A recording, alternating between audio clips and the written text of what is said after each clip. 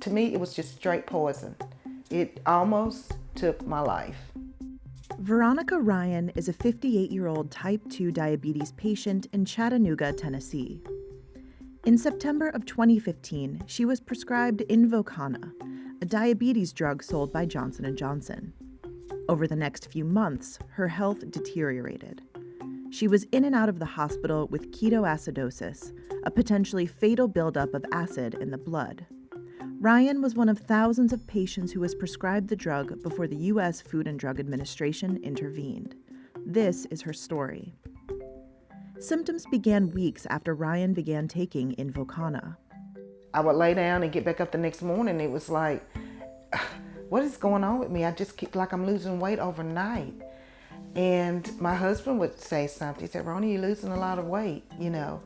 But I didn't feel well. I felt sick all the time. She was admitted to the hospital with a diagnosis of ketoacidosis, but doctors couldn't determine what caused the condition.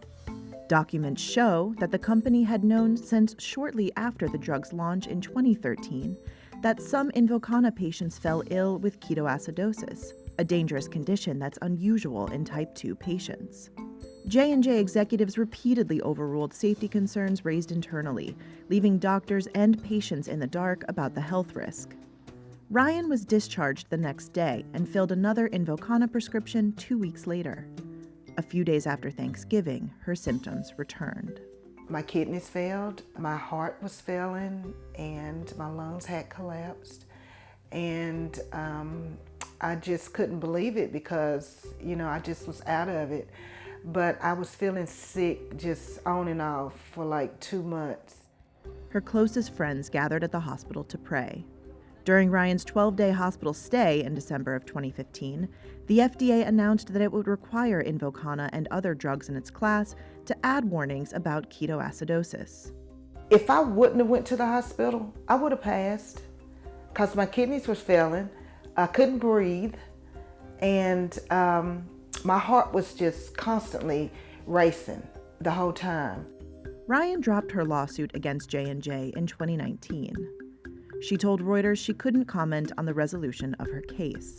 J&J declined to comment on Ryan's case.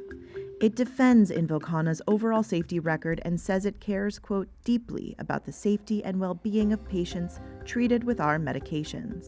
I'm just so frustrated with how quick doctors are to try you on different medications and